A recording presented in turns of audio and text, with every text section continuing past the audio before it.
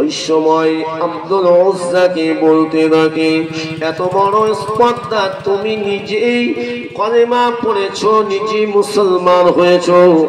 আবার তুমি আমাকে বলতে লেগেছ। আব্দুল উজ্জাকে বলেছিল, তুমি ছেড়ে দাও, কেননা তুমি আমার কাছে মানুষ, এই যা কিছু অর্থ সম্পদ সবই তো আমার, তাই তোমাকে ছেড়ে দিতে হবে, আমাদের পূর্বের ধর্মের উপরে তোমাকে চলে আসতে হবে। আব্দুল উজ্জা বলেছিলেন, চাচা গো, আমার জীবন থাকতে, কেননা হায়াতের মালিক আল্লাহ,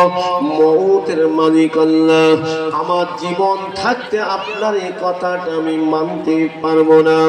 এতে যদি আমার জীবন আল্লাহ পাক আমার যদি মৃত্যু দেন আমি তাতে রাজি আছি, কিন্তু আল্লাহ পাকের